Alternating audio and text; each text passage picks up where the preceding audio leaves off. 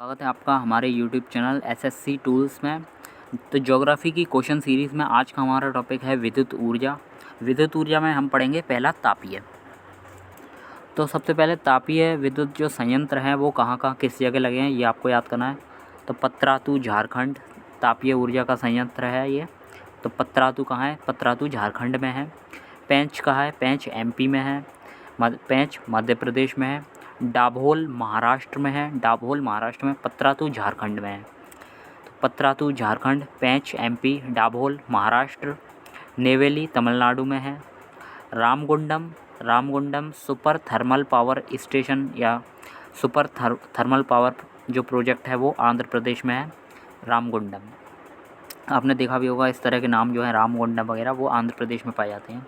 फिर ओबरा यूपी का जो है वो ताप विद्युत केंद्र यूपी के सोनभद्र में है।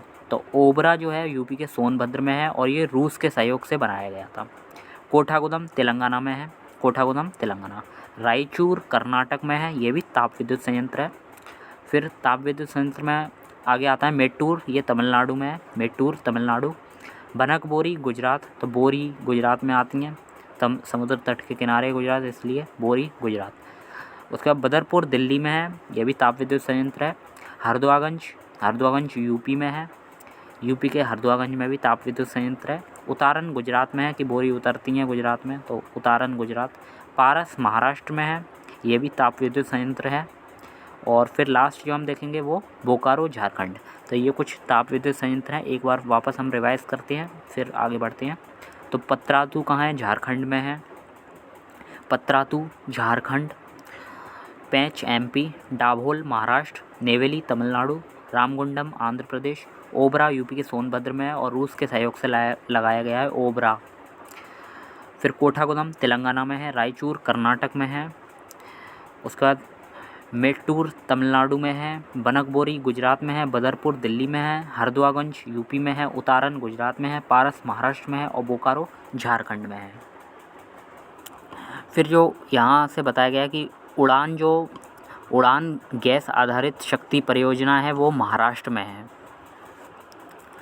तो उड़ान जो गैस आधारित शक्ति परियोजना है वो महाराष्ट्र में है। उड़ान जो शक्ति परियोजना है वो गैस आधारित है और उड़ान जो है वो महाराष्ट्र में स्थित है। फिर ऊर्जा का जो क्रम है वो तापीय ऊर्जा का स्थान सबसे ज़्यादा है। मतलब भारत में जो इतनी भी इलेक्ट्रिक एनर्जी बनती है विद्युत ऊर्जा, उसमें तापीय विद्युत का सबसे प्रथम स्थान है। ताप विद्युत के बाद आता है जलीय का। जलीय ऊर्जा दूसरे नंबर पर आती है। तीसरे पे पवन ऊर्जा आती है या वायु ऊर्जा आती है और चौथे पे परमाणु या आणविक ऊर्जा आती है। तो स्थान आपको याद रखना है, सबसे ज़्यादा तापीय ऊर्जा, फिर जलीय, फिर वायु, फिर आणविक। उड़ान गैस आधारित शक्ति परियोजना है वो महाराष्ट्र में स्थित है। तो उड़ान जो है वो महाराष्ट्र में। तापीय में आता है, तापीय शक्ति में जो स्थान है सबसे ज़्यादा महाराष्ट्र का नाम आता है, दूसरे पे गुजरात का नाम आता है, तीसरे पे यूपी का आता है और चौथे पे वेस्ट बंगाल का। तो हम बात कर रहे थे उड़ान जो है वो शक्ति परियोजना है लेकिन ये गैस आधारित है। तो गैस आधारित जो शक्ति परियोजना उड़ान है वो महाराष्ट्र में स्थित है। ऊर्जा में जो प्रथम स्थान आता है वो तापीय ऊर्जा का है, दूसरा जलीय ऊर्जा है, तीसरा पवन ऊर्जा, चौथा आणविक ऊर्जा है। तापीय शक्ति में प्रथम स्थान महाराष्ट्र का है। महाराष्ट्र में सबसे ज़्यादा तापीय ऊर्जा है, यानी कि तापीय विद्युत का उत्पादन सबसे ज़्यादा महाराष्ट्र करता है। दूसरे पे गुजरात करता है, तीसरे पे फिर उत्तर प्रदेश का स्थान आता है और चौथे पे वेस्ट बंगाल। यहाँ हमने देखा जो ताप विद्युत है वो सबसे ज़्यादा महाराष्ट्र उत्पादन कर रहा है, लेकिन अगर प्रति व्यक्ति के हिसाब से देखा जाए कि प्रति व्यक्ति को कितनी ऊर्जा उपलब्ध है तो उसमें प्रथम स्थान गुजरात का आता है। फिर हम बिजली संयंत्र देखते हैं। बिजली संयंत्र कौन सा कहाँ स्थित है? तो जौजपुर एकीकृत इस्पात संयंत्र जो है वो उड़ीसा में स्थित है और ये टाटा स्टील का है।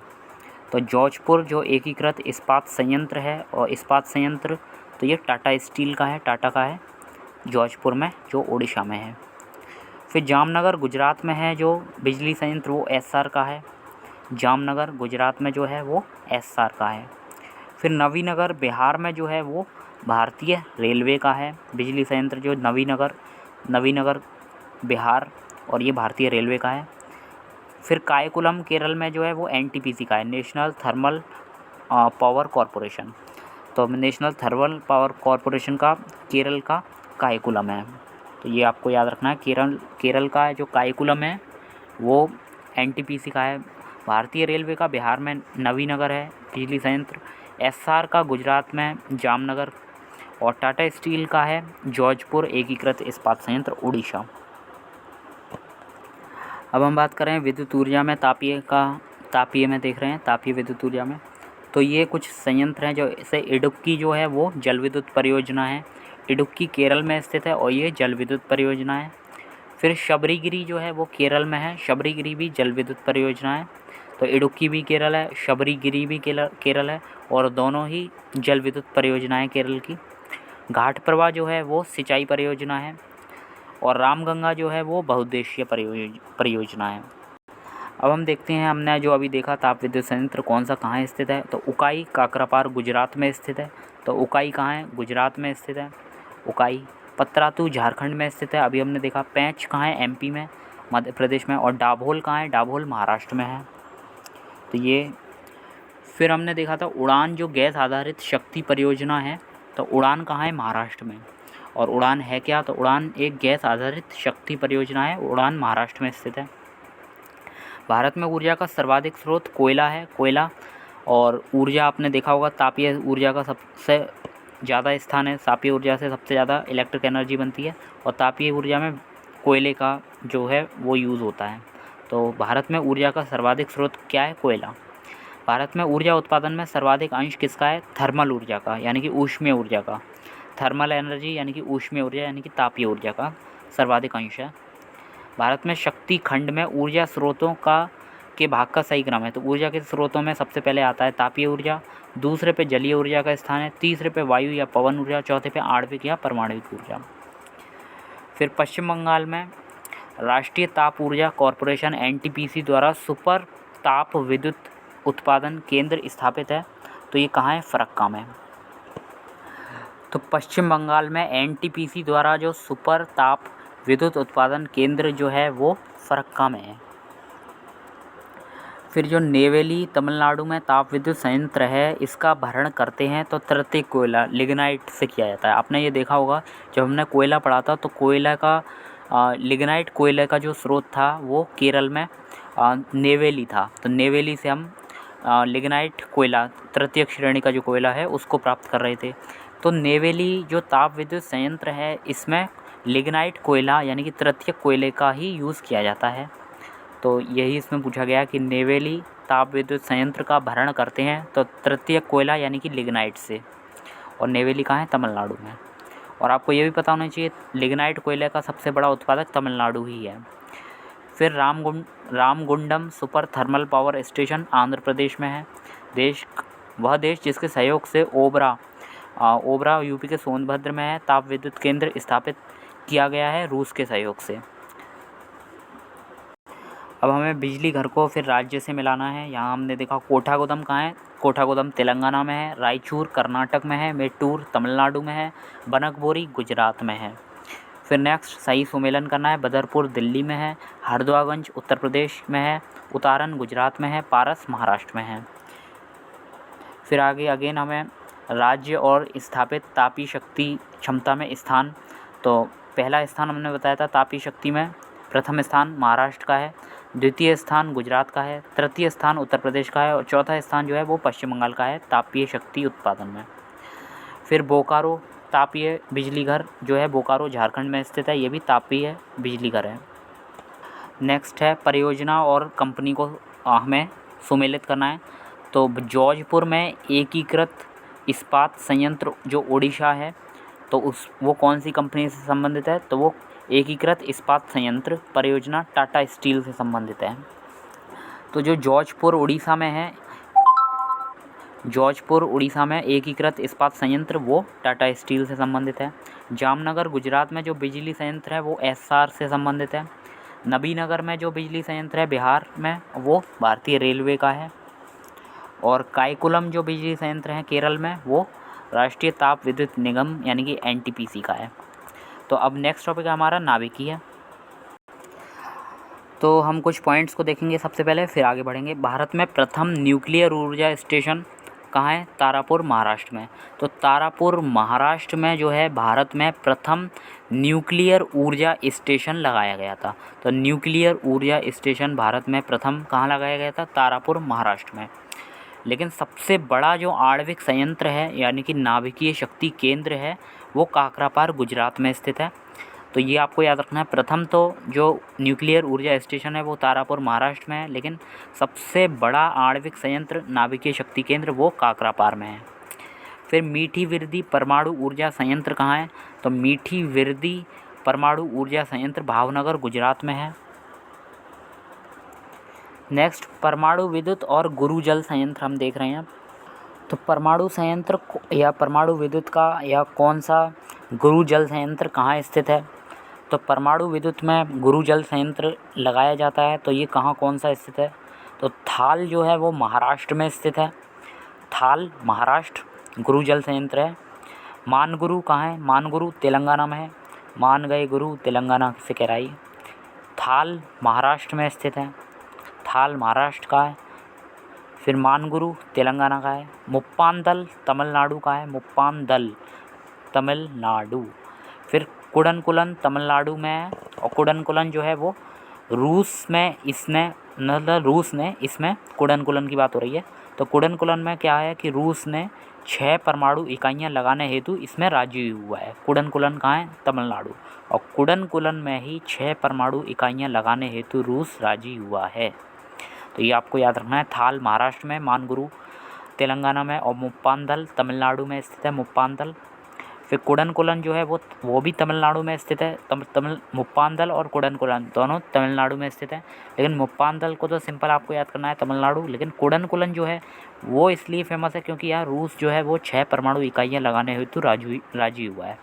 रावत भाटा राजस्थान में स्थित है और ये 25वां परमाणु संयंत्र का निर्माण कर रहा है। यानी कि 25वां परमाणु संयंत्र निर्माण यहाँ हो रहा है। कहाँ? रावत भाटा राजस्थान में। तो नाभिकीय की बात कर रहे हैं हम। नाभिकीय में भारत में प्रथम न्यूक्लियर ऊर्जा स्टेशन की स्थापना कहाँ हुई थी? तो तारापुर महाराष्ट्र में हुई थी। वर्ष 2016 तक। फिर ये आपको याद नहीं रखना है, ये पुराना क्वेश्चन है। भारत में प्रचुर मात्रा में उपलब्ध महत्वपूर्ण नाभिकीय ईंधन कौन सा है? तो भारत में अगर नाभिकीय ईंधन जो प्रचुर मात्रा में उपलब्ध है वो थोरियम है। तो थोरियम आपको याद रखना है। और थोरियम जो है वो नाभिकीय ईंधन है थोरियम, और ये महत्वपूर्ण है बहुत ज़्यादा नाभिकीय ईंधन जो प्रचुर मात्रा में भारत में उपलब्ध है। फिर नाभिकीय शक्ति केंद्र और राज्य देखते हैं। जैसे कोटा राजस्थान में स्थित है। कोटा भी नाभिकीय शक्ति केंद्र है। तारापुर देखा था आपने महाराष्ट्र में। काकरापार सबसे बड़ा जो है वो गुजरात में स्थित है। नरौरा जो है वो बुलंदशहर उत्तर प्रदेश में स्थित है। नरौरा उत्तर प्रदेश। आणविक संयंत्र फिर चालू होने का वर्ष याद रखना है। कोटा जो है वो 1973 में शुरू हुआ था। कोटा में जो नाभिकीय शक्ति केंद्र कोटा में है। कोटा जो है वो राजस्थान में स्थित है और नाभिकीय शक्ति केंद्र जो कोटा है वो 1973 में चालू हुआ था। कोटा के बाद बात करें तो कलपक्कम तमिलनाडु में 1984 में शुरू हुआ था। कलपक्कम तमिलनाडु। फिर उसके बाद 1993 के करीब काकरापार गुजरात जो सबसे बड़ा परमाणु ऊर्जा संयंत्र है। केगा कर्नाटक 2000 में शुरू हुआ था। तो कोटा जो है आणविक संयंत्र वो 1973, फिर 1984 में कलपक्कम जो है कलपक्कम तमिलनाडु 1984 में, और 1993 में चालू हुआ था काकरापार गुजरात, और 2000 में केगा कर्नाटक। फिर कथन और निष्कर्ष। यहाँ कथन और कारण है। भारत में देश की भावी ऊर्जा मांग की आपूर्ति का आशाप्रद स्रोत अणु ऊर्जा है। तो ऐसा कहा गया है कि हाँ, भावी जो मतलब आने वाला समय है उसमें नाभिकीय ऊर्जा यानी कि अणु ऊर्जा को ही आशाप्रद स्रोत माना गया है। कारण क्या है कि भारत में अणु खनिज सर्वत्र उपलब्ध हैं। तो ऐसा नहीं है कि भारत में जो अणु खनिज है वो सर्वत्र उपलब्ध हैं। ये जो है कारण गलत है, लेकिन कथन बिल्कुल सही है कि भावी जो आने वाले समय में हम देख सकते हैं कि अणु ऊर्जा जो है वो आशाप्रद स्रोत हो सकता है ऊर्जा का। आगे हम परमाणु विद्युत संयंत्र और गुरुजल संयंत्र को राज्य से मिलाने की कोशिश करेंगे। थाल जो है वो महाराष्ट्र में स्थित है। मानगुरु तेलंगाना में स्थित है। केगा कर्नाटक में स्थित है और मुप्पांदल तमिलनाडु में स्थित है। तमिलनाडु में हमने 3-4 देखे थे, जैसे मुप्पांदल तमिलनाडु में स्थित है, फिर कल्पक्कम तमिलनाडु में स्थित है, और कुडनकुलन कुडनकुलन जो है वो यहाँ आ गया। कुडनकुलन जो है वो तमिलनाडु के कुडनकुलन में परमाणु रिएक्टर्स की 6 इकाइयाँ लगाने हेतु राजी कौन हुआ है? तो रूस जो देश है वो कुडनकुलन तमिलनाडु में परमाणु रिएक्टर्स की 6 इकाइयाँ लगाने हेतु राजी हुआ है। यहाँ आपको याद रखना है, थाल महाराष्ट्र का है, मानगुरु तेलंगाना का है, केगा कर्नाटक का है, मुप्पांदल तमिलनाडु, फिर कुडनकुलन भी तमिलनाडु का है, और 6 इकाइयाँ लगाने हेतु यहाँ रूस राजी हुआ है। फिर कुडनकुलन नाभिकीय ऊर्जा संयंत्र कहाँ स्थापित किया जा रहा है? तमिलनाडु में। भारत का 25वें परमाणु संयंत्र का निर्माण कौन कर रहा है? रावतभाटा राजस्थान में। 20वां परमाणु बिजली घर केगा कर्नाटक है। तो 25वां तो आपको याद रखना है रावतभाटा राजस्थान है, और 20वां जो है वो केगा कर्नाटक है। केगा में 2 मात्राएं आ रही हैं, तो 2 से ऐसे 2 और लास्ट में 0 लगा देना, तो 20 ऐसे याद कर सकते हैं। परमाणु ऊर्जा हेतु भारी जल संयंत्र कहाँ कहाँ है? तो हमने देखा था कोटा राजस्थान में है, मानगुरु जो है तो वो तेलंगाना में, थाल महाराष्ट्र में, बड़ौदा गुजरात, हजीरा गुजरात, ये सब यहाँ क्या है? भारी जल संयंत्र है परमाणु ऊर्जा हेतु। मीठी विरदी हमने देखा था, मीठी विरदी परमाणु ऊर्जा संयंत्र स्थापित किया गया है। तो मीठी विरदी जो है वो यूएसए के सहयोग से स्थापित किया गया है, और मीठी विरदी जो है वो भावनगर गुजरात में स्थित है। तो मीठी विरदी जो है वो भावनगर गुजरात में स्थित है, और मीठी विरदी परमाणु ऊर्जा संयंत्र जो है वो यूएसए के सहयोग से स्थापित किया जाएगा। अणु शक्ति विद्युत निगम लिमिटेड एक संयुक्त उपक्रम है, किसका है? तो जो अणु शक्ति विद्युत निगम लिमिटेड जो है वो संयुक्त उपक्रम भारतीय परमाणु ऊर्जा निगम और एनटीपीसी का संयुक्त उपक्रम है। तो अणु शक्ति विद्युत निगम लिमिटेड जो है, अणु शक्ति विद्युत निगम लिमिटेड एनटीपीसी का और भारतीय परमाणु ऊर्जा निगम का संयुक्त उपक्रम है। अब हम पढ़ने जा रहे हैं विद्युत जल विद्युत। तो जल विद्युत और विविध को हम एक साथ देखेंगे। जल विद्युत जो है तो इसमें राणा प्रताप सागर जल विद्युत गृह कहाँ स्थित है? तो जो राणा प्रताप सागर विद्युत गृह है वो कोटा राजस्थान में स्थित है। तो हम बात कर रहे हैं राणा प्रताप सागर जल विद्युत गृह जो कि कोटा राजस्थान में स्थित है। इसके बाद सतारा महाराष्ट्र में जो स्थित है वो पवन ऊर्जा संयंत्र है। तो सतारा महाराष्ट्र, सतारा ये तारा है और तारा पवन ऊर्जा संयंत्र है। तो सतारा महाराष्ट्र में पवन ऊर्जा संयंत्र है। ज्वारीय ऊर्जा उत्पादन का प्रमुख स्रोत क्या है? तो खंबात की खाड़ी जो है वो ज्वारीय ऊर्जा उत्पादन का प्रमुख स्रोत है।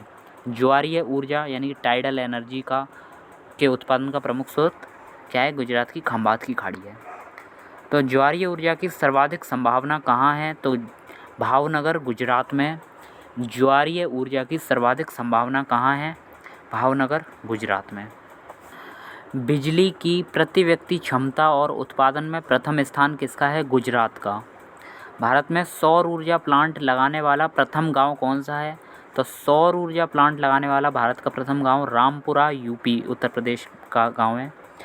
फिर भूतापीय ऊर्जा, तो भूतापीय ऊर्जा में मणिकरण बिजली संयंत्र कहाँ स्थित है? भूतापीय ऊर्जा, तो भूतापीय ऊर्जा में मणिकरण जो बिजली संयंत्र है वो हिमाचल प्रदेश में स्थित है। मणिकरण हिमाचल प्रदेश, अनहोनी एमपी यानी कि मध्य प्रदेश में स्थित है, और तप्तपानी ओडिशा में स्थित है। तो हम एक बार वापस से सारे पॉइंट्स को देख लेते हैं। राणा प्रताप सागर विद्युत गृह कोटा राजस्थान में स्थित है। सतारा महाराष्ट्र पवन ऊर्जा संयंत्र है। ज्वारीय ऊर्जा उत्पादन का प्रमुख स्रोत खंबात की खाड़ी है, और ज्वारीय ऊर्जा की सर्वाधिक संभावनाएं भावनगर गुजरात में है। बिजली की प्रति व्यक्ति क्षमता और उत्पादन में प्रथम स्थान गुजरात का है। भारत में सौर ऊर्जा प्लांट लगाने वाला भारत का प्रथम गांव जो है वो रामपुरा यूपी का गांव है। तापीय ऊर्जा संयंत्रों में मणिकरण बिजली संयंत्र हिमाचल प्रदेश में स्थित है। मणिकरण हिमाचल प्रदेश, अनहोनी एमपी में स्थित है, और तप्तपानी ओडिशा में स्थित है। तो जल विद्युत की बात करें तो जल विद्युत में कोयना जो है जल विद्युत गृह, तो कोयना महाराष्ट्र में स्थित है, सभी को पता है कोयना महाराष्ट्र। राणा प्रताप सागर जल विद्युत गृह कहाँ स्थित है? तो राणा प्रताप सागर जल विद्युत गृह कोटा राजस्थान में स्थित है। अब हम ऊर्जा का विविध पार्ट देखने जा रहे हैं। तो महाराष्ट्र का सतारा जो है वो किसके लिए प्रसिद्ध है? तो महाराष्ट्र का जो सतारा है वो पवन ऊर्जा संयंत्र के लिए फेमस है। अभी आपको बताया था सतारा, तारा किसके लिए है? पवन ऊर्जा संयंत्र के लिए। तो सतारा महाराष्ट्र पवन ऊर्जा संयंत्र। पवन ऊर्जा के उत्पादन में प्रथम स्थान तमिलनाडु का है। याद रखना है कि जो पवन ऊर्जा है उसमें उसके उत्पादन में तमिलनाडु का प्रथम स्थान है। भारत में ऊर्जा उत्पादन एवं उपभोग के संबंध में सही कथन क्या है? कि भारत में उत्पादित कुल व्यावसायिक ऊर्जा में गैर परंपरागत ऊर्जा स्रोतों का योगदान लगभग 14% से अधिक है। लगभग 14% के आसपास जो कुल ऊर्जा उत्पादन है भारत में, व्यावसायिक ऊर्जा उत्पादन, तो उसमें गैर परंपरागत ऊर्जा स्रोतों का योगदान 14% के आसपास है। अब ये क्या होते हैं गैर परंपरागत ऊर्जा स्रोत? तो गैर परंपरागत ऊर्जा स्रोत में जैसे कि हम अभी यूज़ करने लगे हैं, जो पहले से यूज़ नहीं हो रहे थे, जैसे कि सौर ऊर्जा अभी हाल ही में आया है, पवन ऊर्जा है, ज्वारीय ऊर्जा है, टाइडल एनर्जी है, बायोगैस है, परमाणु ऊर्जा है। तो ये सब अभी हाल ही के दिनों में हमने देखे हैं, पहले इनका कोई इस्तेमाल नहीं करना जानता था। परमाणु ऊर्जा है, सौर ऊर्जा है, आजकल सौर पैनल देखने लग गए हैं, परमाणु ऊर्जा है, फिर पवन ऊर्जा है, विंड से जो हम एनर्जी लेते हैं, फिर ज्वारीय ऊर्जा है, टाइड से एनर्जी ले लेते हैं, बायोगैस है। ये सब क्या है? गैर परंपरागत ऊर्जा स्रोत। और परंपरागत स्रोत कौन कौन से हैं जिनका इस्तेमाल हम करते आ रहे हैं? जैसे कि जलावन है, उपले मतलब कंडे, और जैसे जलावन, उपले, कोयला का यूज़ करते आ रहे हैं, सभी लोग जानते हैं ये तो। पेट्रोल का यूज़ करते हुए आ रहे हैं, ये भी परंपरागत स्रोत है ऊर्जा का। प्राकृतिक गैस जो है वो भी परंपरागत स्रोत है ऊर्जा का। बिजली, ये सब अब ऊर्जा के परंपरागत स्रोत हैं। तो ऊर्जा के परंपरागत स्रोतों में क्या आता है? उपले मतलब कंडे आता है, जलावन आता है, कोयला है, पेट्रोल, प्राकृतिक गैस, ये सभी। तो हमने देखा ऊर्जा उत्पादन एवं उपभोग के संबंध में क्या है कि भारत में जो उत्पादित कुल व्यावसायिक ऊर्जा है उसमें जो हमने गैर परंपरागत ऊर्जा स्रोत देखे तो उनका योगदान कितना है? 14% के आसपास। यहाँ एशिया की सबसे बड़ी परियोजना जिसकी क्षमता 150 मेगावाट की है, तो ये पहले तमिलनाडु की थी, लेकिन अब ये वर्तमान में सुजलान ग्रुप द्वारा गुजरात के कच्छ में निर्मित 1100 वाट की पवन ऊर्जा इकाई एशिया की सबसे बड़ी इकाई है। तो ये पुराना था, लेकिन अभी अब आपको लेटेस्ट याद रखना है कि जो वर्तमान में सुजलान ग्रुप द्वारा गुजरात के कच्छ में निर्मित, यानी कि सुजलान ग्रुप ये बना रहा है और गुजरात की कौन सी जगह पे बना रहा है? तो कच्छ में। ये 1100 मेगावाट की पवन ऊर्जा इकाई, विंड फार्म, एशिया की सबसे बड़ी इकाई है। तो ये आने वाले एग्ज़ाम्स में हो सकता है पूछा जा सकता है कि एशिया की जो सबसे बड़ी पवन ऊर्जा इकाई कहाँ है? तो वो गुजरात के कच्छ में है। ये 1100 मेगावाट की है और किसके द्वारा निर्मित है? तो सुजलान ग्रुप द्वारा। भारत में ज्वारीय ऊर्जा उत्पादन का प्रमुख क्षेत्र कौन सा है? तो ज्वारीय ऊर्जा उत्पादन का प्रमुख स्रोत क्या है? खंबात की खाड़ी। जैसे कि आप यहाँ से देख सकते हैं, मैप में आपने दिखाया भी गया है कि ये गुजरात का है मैप। तो ये जो दिख रही है ये कच्छ की खाड़ी है और ये खंबात की खाड़ी है। तो खंबात की खाड़ी जो है वो टाइडल ऊर्जा यानी कि ज्वारीय ऊर्जा उत्पादन का प्रमुख क्षेत्र है। भारत में ज्वारीय ऊर्जा की सर्वाधिक संभावना कहाँ है? तो भावनगर गुजरात में है। फिर दिया है MMTC, MTNL, NCL और NHPC में से विद्युत उत्पादन के क्षेत्र से संबंधित कौन सा है? तो विद्युत उत्पादन के क्षेत्र से संबंधित NHPC है। NHPC क्या होता है? तो NHPC जो है वो national hydro electric power corporation है। Hydro electric power corporation NHPC है। NHPC HP से याद कर लेना, हाइड्रो पावर इलेक्ट्रिक कॉरपोरेशन। ये विद्युत उत्पादन के क्षेत्र से संबंध रखता है। भारत का वह राज्य जो बिजली की प्रति व्यक्ति क्षमता और उत्पादन में प्रथम स्थान रखता है तो वो गुजरात है। नेक्स्ट है, भारत में सौर ऊर्जा प्लांट लगाने वाला प्रथम गांव रामपुरा कहाँ स्थित है? उत्तर प्रदेश। तो ये पूछ सकते हैं कि भारत में सौर ऊर्जा प्लांट लगाने वाला प्रथम गांव कौन सा है? तो रामपुरा गांव है उत्तर प्रदेश का। भारत में जो राज्य विद्युत बोर्ड हैं उनकी वित्तीय रुग्णता के कारण क्या हैं? तो राज्य विद्युत बोर्ड जो हैं उनकी वित्तीय रुग्णता के कारण निम्नलिखित हैं कि कृषि और घरेलू उपभोक्ताओं को उत्पादन लागत से कम पर बिजली का विक्रय, प्रसारण एवं संवितरण। तो हानियाँ काफ़ी ज़्यादा होती हैं इससे, यानी कि राज्य में जो कृषि और घरेलू उपभोक्ता हैं उन्हें कम लागत पर बिजली का विक्रय और प्रसारण करना पड़ता है, जिससे हानियाँ होती हैं राज्य विद्युत जो बोर्ड हैं उनको। फिर राज्य विद्युत बोर्डों के लिए वाणिज्यिक स्वायत्तता में कमी है। राज्य सरकारों ने राज्य विद्युत बोर्डों के माध्यम से सामाजिक परिधानों की नीतियों को क्रियान्वित किया है। यानी कि सामाजिक जो परिधान है उनकी नीतियों को राज्य विद्युत निगम बोर्डों द्वारा लागू किया गया है, इसलिए भी हानियाँ हैं। यानी कि जो राज्य के विद्युत बोर्ड हैं वो स्वायत्त तरीके से अपने वाणिज्यिक काम को नहीं कर सकते हैं, राज्य सरकार का हस्तक्षेप रहता है उसमें। और दूसरा ये कि राज्य सरकारों ने राज्य विद्युत बोर्ड के माध्यम से कई सारी सामाजिक जो योजनाएं होती हैं, सामाजिक कल्याणकारी योजना या फिर सामाजिक परिधान नीतियों को क्रियान्वित किया है, तो इससे वो फ़ायदा नहीं ले पाते हैं, जिससे कि उसमें वित्तीय रुग्णता उत्पन्न होती है।